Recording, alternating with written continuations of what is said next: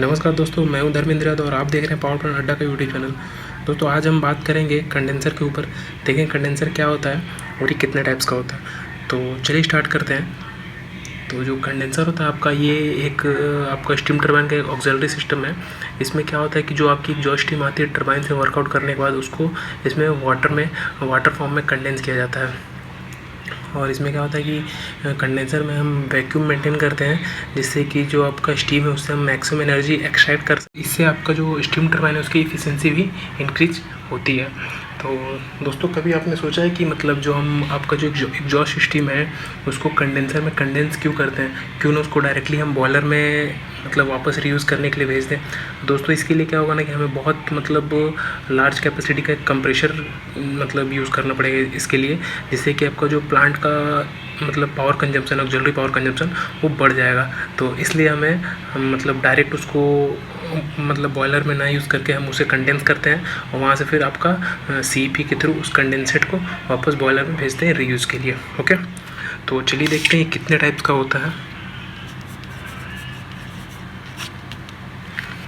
एक होता है आपका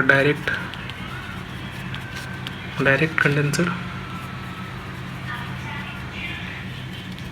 और सेकंड होता है आपका सरफेस, और थर्ड होता है एयर कूल्ड। तो आप देख सकते हैं कितने टाइप्स के होते हैं।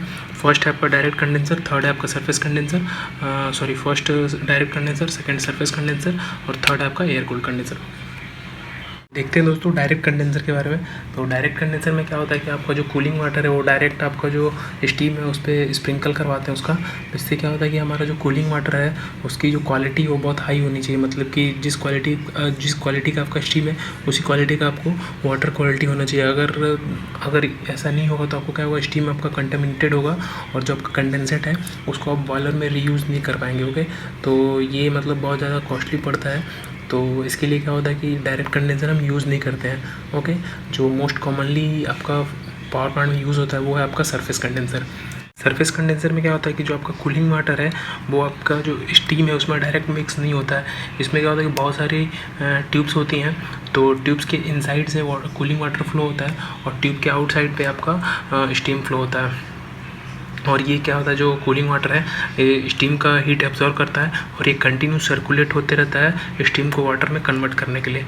इसमें जो ये एक तरह से आपका ट्यूब एंड सेल टाइप का हीट एक्सचेंजर होता है, और जो सेल होता है वो कंडेंसर का वो क्लोज रहता है और ट्यूब जो होता है आपका सेल के अंदर रहता है। और जो कंडेंसर का नेक रहता है ना वो आपका टरबाइन के एग्जॉस्ट शूट से कनेक्ट रहता है, और आपका टरबाइन के एग्जॉस्ट शूट और कंडेंसर नेक के बीच में आपका एक्सपेंशन बिलो दिया रहता है, जिससे क्या होता है आपका जो थर्मल शॉक है वो उसको ये एब्जॉर्ब कर लेता है। ओके, तो देखते हैं कि आपका मेन कंपोनेंट क्या क्या है सरफेस कंडेंसर में।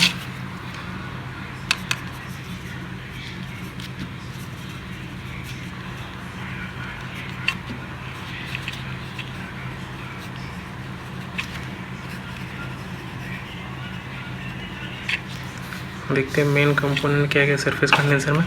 तो इसमें एक होता है आपका सेल जो कि आउटर केसिंग होता है, ट्यूब होता है, और आपका हॉट वेल होता है, और होता है आपका रप्चर डिस्क।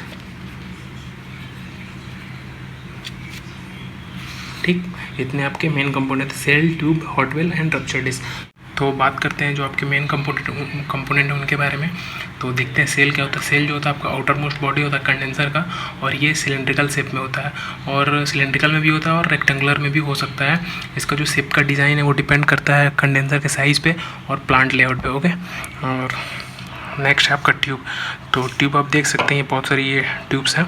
तो ट्यूब जो होता है आपका कंडेंसर में बोथ एंड पे फिक्स रहता है, ये यहाँ पे इधर में, और जो इधर में आपका जो सीट है इसमें ये फिक्स है। ओके, और इसमें क्या रहता है, जो आपका वाटर है वो ट्यूब के इनसाइड से फ्लो होगा। ओके, ट्यूब के इनसाइड से फ्लो होगा, और जो स्टीम होगी वो इधर से आएगी, ऊपर से ट्यूब के ऊपर से गिरेगी, और ये कंडेंस होकर वापस हॉट वेल में आ जाएगी।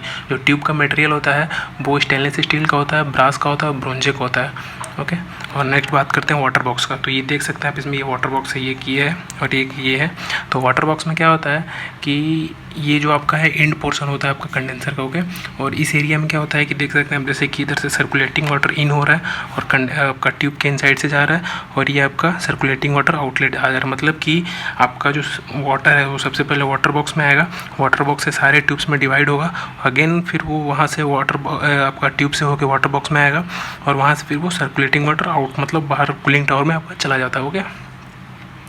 और ये जो आपका वाटर बॉक्स है ये मतलब आपके फुल्ली जो आपका सेल है ना, सेल के साथ पूरा अच्छे से इसको बोल्ट से टाइट किया जाता है, ताकि मतलब इसमें कोई भी आपका जो कूलिंग वाटर है उसका लीकेज नहीं हो, ओके। और नेक्स्ट देखते हैं आपका हॉट वेल। तो हॉट वेल आप देख सकते हैं, जो भी आपका स्टीम कंडेंस हो रहा है मतलब वाटर फॉर्म में बन रहा है वो आपका हॉट वेल में कलेक्ट होता है, ओके। और हॉट वेल से ही आपका सीपी का सक्शन रहता है, जो ये सीपी यहाँ से आपका जो कंडेंसेट एक्सट्रैक्शन पंप रहता है वो यहाँ से सक्शन लेके कंडेंसेट को वापस रीयूज़ के लिए बॉयलर में भेजता है। और हॉट वेल का लेवल मेंटेन करने के लिए अब यहाँ पे एक कंट्रोल वॉल्व होता है, ओके, जो हॉट वेल का लेवल मेंटेन करता है। और इनिशियली अगर इसको फिल करना है हॉट वेल को, तो उसके लिए हमें इनिशियल एक फिलिंग लाइन दी रहती है, जिससे कि हम इनिशियली इसको फिल कर सकते हैं। और एक होता है आपका रप्चर डिस्क। तो रप्चर डिस्क क्या होता है कि ये मतलब कंडेंसर में दिया रहता है, ताकि अगर कभी एक्सीडेंटल हाई प्रेशर हो, मतलब अगर मान लीजिए आपका कंडेंसर में प्रेशर बढ़ रहा है, तो उस कंडीशन में क्या होगा कि आपका जो रप्चर डिस्क है ना वो फट जाएगा और प्रेशर को रिलीज़ कर देगा, और जिससे कि आपका जो टरबाइन है उसमें कोई मतलब टरबाइन में कोई नुकसान नहीं पहुंचेगा, ठीक ना। तो इसलिए रप्चर डिस्क दिया रहता है। और इसमें आपका वाटर बॉक्स जो है, वाटर बॉक्स में देखिए एक ड्रेन भी है दोनों साइड में।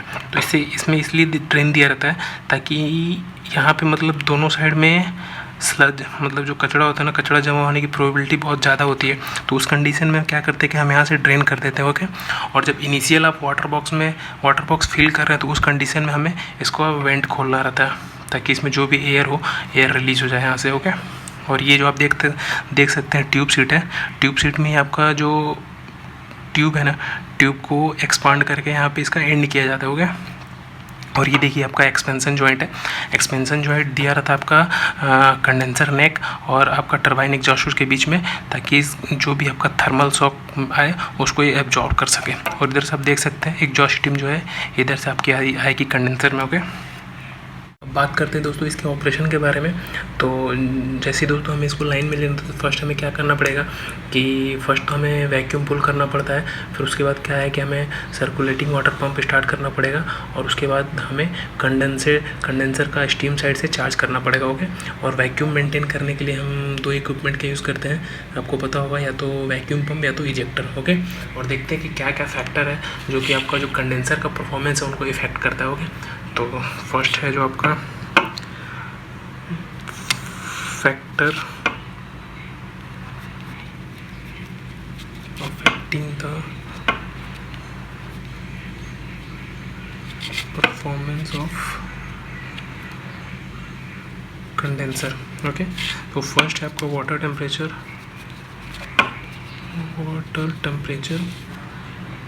Cooling water temperature.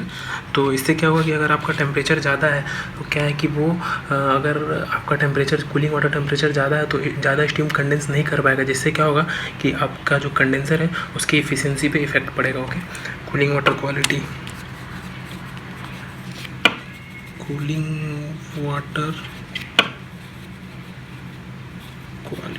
ओके। तो अगर आपका जो आप कूलिंग वाटर दे रहे हैं मतलब स्टीम को कंडेंस करने के लिए, अगर आपके कूलिंग वाटर की क्वालिटी अच्छी नहीं है, उस कंडीशन में क्या होगा, आपका जो प्रॉपर हीट ट्रांसफ़र नहीं होगा। अगर प्रॉपर हीट ट्रांसफ़र नहीं होगा तो भी इससे कंडेंसर की एफिशिएंसी को इफेक्ट पड़ेगा। तो foul and dirty tube of condenser मतलब क्या है कि अगर आपका जो ट्यूब का इनसाइड सरफेस जो है जहाँ से आपका कूलिंग वाटर फ्लो हो रहा है, अगर उसमें गंदा है तो उससे क्या गंदा है फिर स्केलिंग हुआ है, तो उसमें क्या होगा कि आपका अगेन हीट ट्रांसफ़र प्रॉपर नहीं होगा। अगर हीट ट्रांसफ़र प्रॉपर नहीं होगा तो ये भी जो फैक्टर है ये भी आपके कंडेंसर एफिशिएंसी पे इफेक्ट करेगा। मतलब प्रॉपर हीट ट्रांसफ़र नहीं होगा, आपका जितना भी स्टीम है पूरा अच्छी तरह से कंडेंस नहीं होगा, जिससे कि आपका कंडेंसर का एफिशिएंसी डिक्रीज़ होगा, ओके। और नेक्स्ट आगे चलते हैं दोस्तों, अगला देखते हैं आपका जो एक और था air cooled condenser. Air cooled condenser. तो देखते हैं एयर कूल्ड कंडेंसर के बारे में। एयर कूल्ड कंडेंसर क्या होता है कि इसमें आपको कूलिंग के लिए, जैसे आप सरफेस कंडेंसर में कूलिंग के लिए कूलिंग वाटर दे रहे थे, in case of air cooled condenser इसमें आपको कूलिंग वाटर देने की ज़रूरत नहीं पड़ती है। इसमें आपका मैकेनिकल फ़ैन लगा होता है, ठीक ना। तो जहाँ पे आपका वाटर का कंजम्पशन मतलब रिड्यूस करना था जिस प्लांट में, वहाँ पे आपका एयर कूल्ड कंडेंसर यूज़ किया जाता है, ठीक ना। और ऐसी लोकेशन पे यूज़ होता है जहाँ पे आपका एम्बिएंट टेम्परेचर लो होता है, ओके।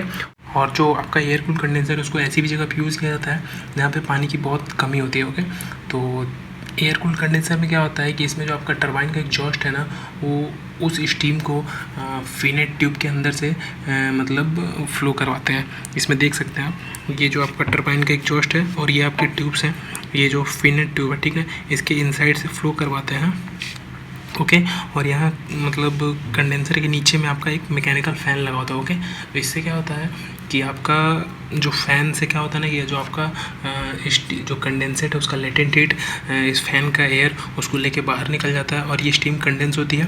कंडेंस होके वापस ये आपका आउटलेट हेडर है, ये आउटलेट हेडर से यहाँ पे आके कलेक्ट होती है और यहाँ से वापस ये आपका रीयूज़ के लिए वापस मतलब बॉयलर में चली जाती है।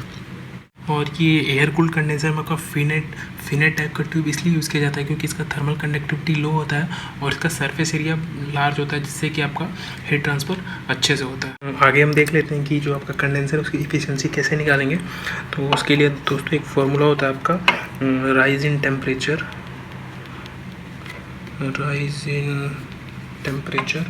Of cooling water upon temperature corresponding to volume, okay, temperature corresponding to volume minus temperature of inlet cooling water, okay, temperature of inlet cooling water। तो इस फॉर्मूले से दोस्तों हम इसका कंडेंसर की एफिशिएंसी निकाल सकते हैं। क्या है कि आपका rise in temperature of cooling water upon temperature corresponding to volume minus temperature of inlet cooling water, okay. तो ये था दोस्तों आज का वीडियो कंडेंसर पे। तो वीडियो कैसा लगा ज़रूर बताएं, वीडियो को लाइक करें, चैनल को सब्सक्राइब करें और अपने दोस्तों के साथ शेयर करें।